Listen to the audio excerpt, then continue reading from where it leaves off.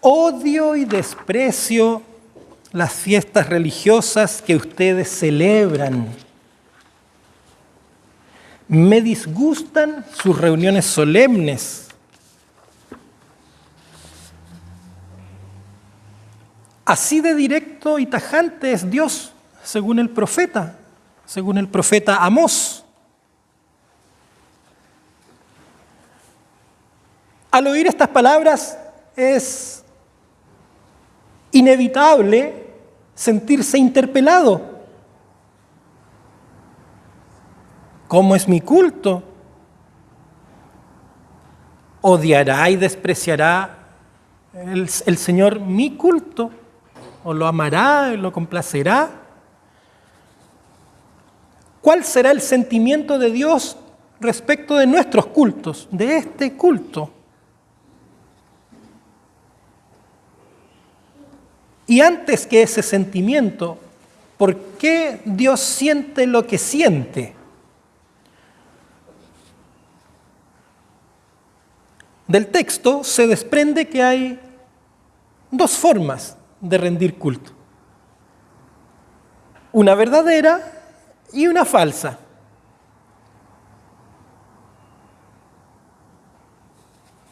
El culto verdadero tiene un propósito, un fin, un objetivo bastante claro: expresar la fe en Dios y la obediencia voluntaria a Él. Tal como en el caso del culto cristiano, de nuestro culto, el culto israelita consistía en fiestas que les recordaban las maravillas que Dios había hecho con ellos, como por ejemplo liberarlos de la esclavitud de Egipto, proveerles todo lo necesario en el desierto, liberarlos de sus enemigos, llegar a la tierra prometida, etc. Darles esa tierra como hogar. También incluía ritos de perdón y de reconciliación, como por ejemplo los sacrificios. Y también ofrendas diversas y cánticos, ¿cierto?, que eran signos de gratitud, de devoción, de alabanza también por esas maravillas que Dios había hecho con ellos. Muchos de esos himnos y cánticos están escritos aquí en, valga la redundancia, en las Sagradas Escrituras. Pero aunque hacían esto, rendían culto, habitualmente, dice el profeta que Dios sentía odio y desprecio por ello. Lo aborrece, Dios lo aborrece. ¿Por qué?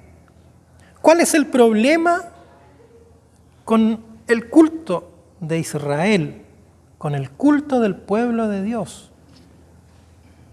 ¿Cuál sería el problema quizás con nuestro culto?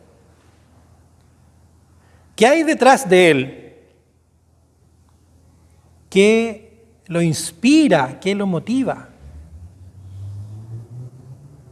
¿Por qué estamos aquí?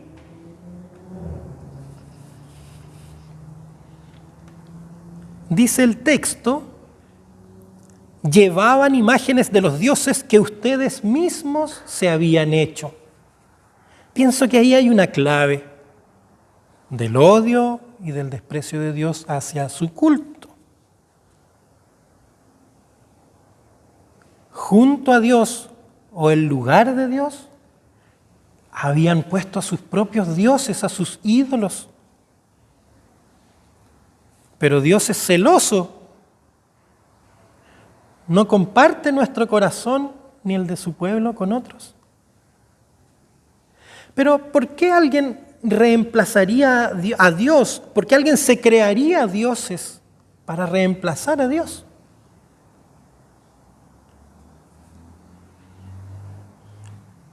Israel estaba perdiendo la fe. Por eso sus cultos no eran agradables, porque no había fe, esta escaseaba. Lo que antes era motivo de devoción, la liberación de la esclavitud, el recuerdo de los milagros, etc., ya no estaba. Ya no era lo que inspiraba, lo que motivaba. Sin embargo, siguen rindiendo culto. ¿Por qué?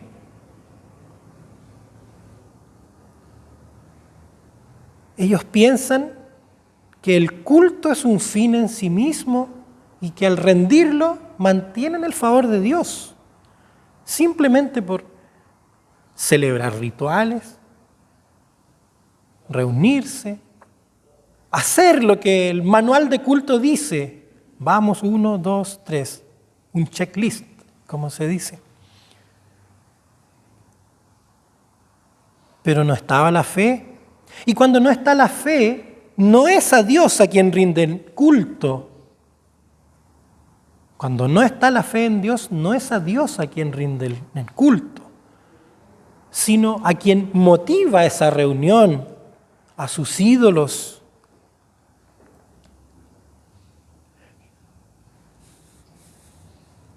¿En qué consistían los ídolos que supuestamente reñían con Dios? Había ídolos para la fertilidad de la tierra, o sea, que ayudaban a que crezcan las siembras, que traían lluvia. Dioses de los ejércitos, que supuestamente ayudaban a ganar guerras, ¿cierto? Y así, infinidad, que sanaban una y otra enfermedad. Para los más diversos ámbitos de la vida, para los más diversos momentos existían ídolos.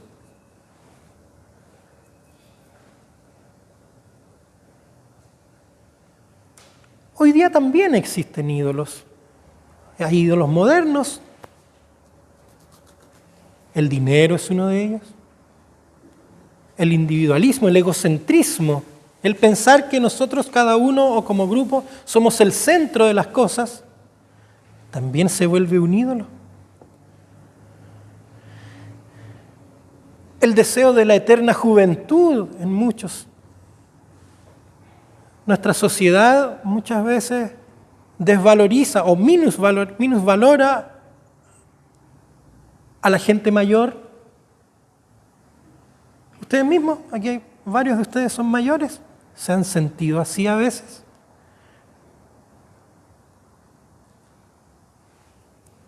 Eso pasa, pero es como un culto a la juventud, como si el hecho de ser jóvenes automáticamente produjera grandes resultados, simplemente por ser joven. Entonces eso causa que muchos no quieren envejecer. El culto a la juventud se transforma en un ídolo muchas veces. Y así, ¿cuál es el problema de todo esto? Que es ahí donde se ponen las esperanzas, en el dinero, en uno mismo, en las capacidades propias, en la juventud, no sé, en infinidad de sucesos, acontecimientos. Y cuando vivimos así, es imposible que rindamos culto a Dios. Si no, lo estamos haciendo a esos ídolos. Y la tragedia de esto es que muchas veces pensamos que tenemos fe, pero en realidad lo que estamos haciendo es acomodar nuestra fe, como reamasar los ingredientes para obtener una forma de acuerdo a lo que yo quiero. Y después a eso le llamo Dios. Y eso no es sino, ¿cómo dice aquí? Sikut y Kilún, los ídolos mismos que cargaban ellos en el tabernáculo, dice, en vez de a Dios mismo. Ídolos. Pero hay un problema mayor con los ídolos. Hay algo que está en el fondo o detrás, que es la pretensión de autonomía delante de Dios. No necesito a Dios, bástame yo mismo. Y cuando pretendemos ser autónomos de Dios, automáticamente desoímos y desobedecemos sus mandamientos. Y dejar de prestar oído a Dios también automáticamente nos aleja de Él. El problema es que lejos de Dios también estamos lejos de la libertad y por ende, y de la verdad, y por ende cerca de la esclavitud y del engaño. Y vivimos autoengañados. Y esa es la gran tragedia de la relación del ser humano con su Dios. Creer que vive con Dios cuando realmente no está cerca de Él, el autoengaño. Por eso el profeta, y no solo este, otros más también en el Antiguo Testamento, tratan este tema, el del culto.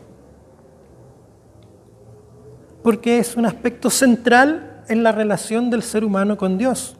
Pero no es un fin en sí mismo, no es el culto por el culto. Hay un hilo conductor que es indispensable: la fe. Es la fe lo que conduce la palabra de Dios, lo que la canaliza hacia la vida del ser humano. Por eso ella es fundamental y es lo que distingue lo verdadero de lo falso. Entonces, yo pienso que aquí cabe preguntarse nuevamente, ¿qué es lo que inspira mi culto? Mi devoción personal, lo que me ha traído hasta este lugar en este momento. ¿Es mi fe sincera en Dios? ¿Creo todavía en Él? ¿Creo firmemente en Él? ¿O estaré buscando alternativas? ¿Qué ídolos me tientan diariamente? ¿Qué me seduce de esas alternativas que rondan cerca mío?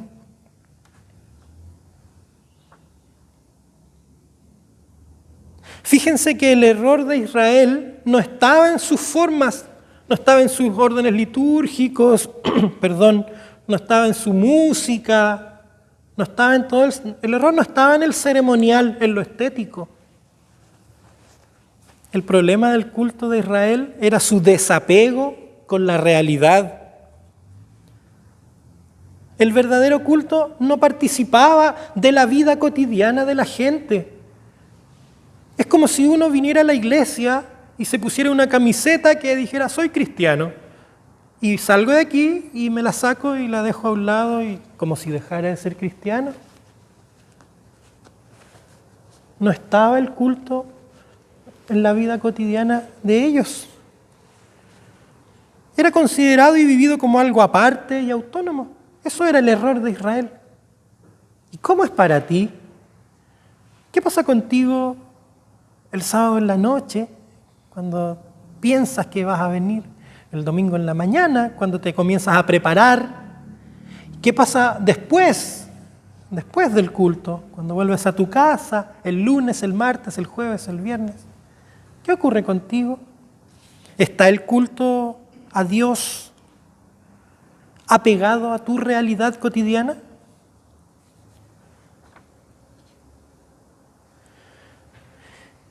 Hermanos y hermanas, el problema de Israel no estaba en lo estético, no eran sus ceremoniales, como ya dijimos. Ahora, el culto verdadero es mucho más que rituales, es mucho más que formas externas y visibles. Es algo muy diferente que excede lo visible.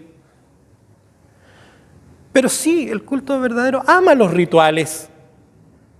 Y los rituales son muy útiles cuando están llenos de sentido, cuando sabemos por qué pasamos a la mesa del Señor, cuando sabemos por qué somos bautizados. Eso tiene un sentido, es un fuego que no deja de alumbrar y de dar calor. Pero el verdadero culto es mucho más profundo que eso. Implica al ser humano completo. El culto es la vida entera, y la vida entera ha de ser culto al Señor. Más adelante Pablo diría algo similar: lo que hicieres, hazlo como si fuera para el Señor. Todo. Pero es cierto, en el día a día somos atacados por todas partes. Mucho de lo que vivimos en todo momento y en todo lugar conspira contra la fe, nos ataca. Somos tentados desde diversos frentes y se vuelve difícil. Vemos el odio por todos lados, no hay paz, sufrimos enfermedades, problemas, conflictos, a veces sin siquiera buscarlos. Quisiéramos escapar de ellos, es verdad. El mundo a veces conspira contra todos estos buenos propósitos.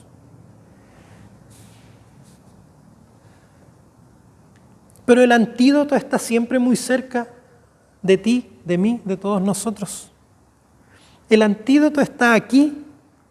El antídoto es volver a Cristo, creer en su evangelio, tomar su cruz y seguirle,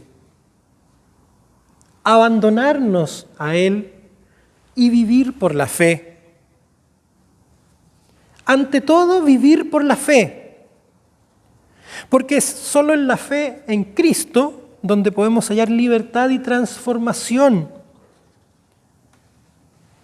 Solo en Él hay justicia y paz, que son los frutos de la fe para el diario vivir, para un mundo mejor. Por eso, entre paréntesis, la Iglesia nunca debe descuidar la fe ni pensar que esta es solo un ámbito de la existencia. Menos creer que la fe es parte de lo privado, ahí escondido, que nadie sepa que yo tengo fe.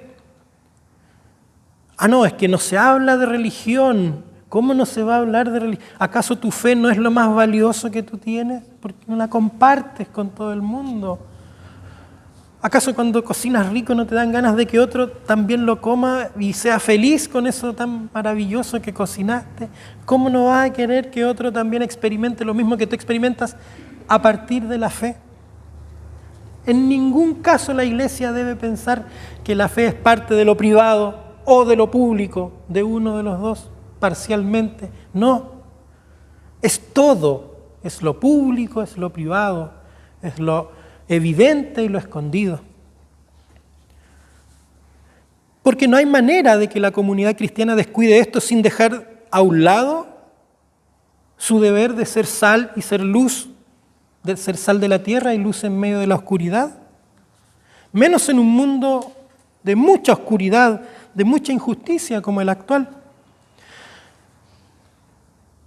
La Iglesia no puede descuidar eso sin correr el riesgo de vender su propia conciencia también. Aunque esto muchas veces lo podemos hacer sin querer, inconscientemente. ¿Cuándo? Cuando creemos que el culto es algo parcial en nuestra vida. No, es que esto es privado, el culto es privado, el recogimiento es personal solamente. No, también es público, es los dos. Por eso, hermanos y hermanas, Cristo ha de ser nuestro centro. Y esto significa vivir para Él y dejar que Él viva en nosotros. Vivir para Él y dejar que Él viva en nosotros. En Él solamente está la justicia, la paz y el amor que escasean siempre. En Él está la verdad y la libertad. Lo verdadero es lo que nos desesclaviza, lo que nos hace libres. La verdad nos desesclaviza, nos hace libres.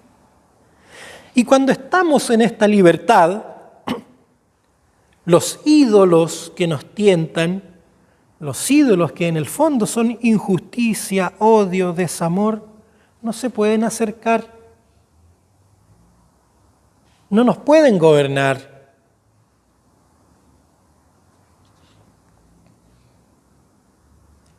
Insistimos, el desapego de la realidad era el problema del culto de Israel. Y esto tenía su origen en la falta de fe.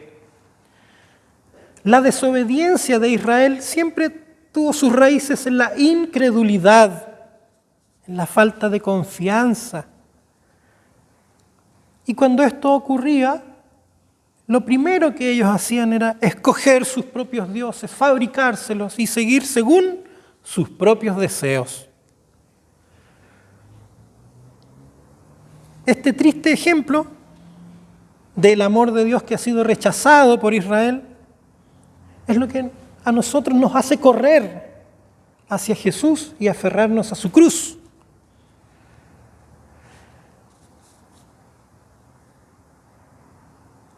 Seguir o no seguir nuestros propios deseos no significa que Dios nos mire como algo sin valor, como simples, inútiles, etc.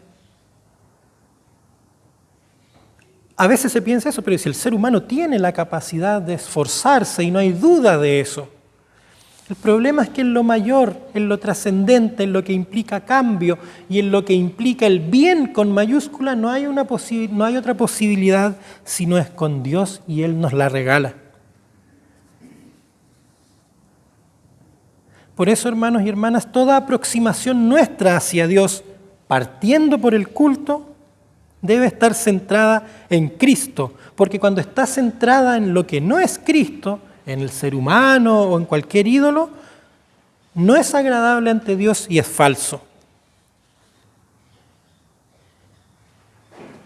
Y lo falso nos mantiene esclavos de nosotros mismos, de las cosas, de caminos de muerte. Y la muerte es la consecuencia del abandono de la fe. Es el resultado de despojarse de Dios. Para finalizar, una pregunta. ¿Qué hace mella en el culto verdadero? ¿Qué hace mella en el culto verdadero? La incredulidad. La incredulidad. ¿Estaré siendo incrédulo? ¿Cómo se manifiesta esa incredulidad? En mi forma de rendir culto. ¿Me desapega de la realidad cotidiana? ¿Termino creyendo que el culto es algo aparte de mi día a día? Fue más que una pregunta. El culto verdadero tiene el fin de conducirnos hacia el único Dios verdadero, y para eso es indispensable la fe. Entonces creamos en Cristo, tomemos su cruz y sigámosle.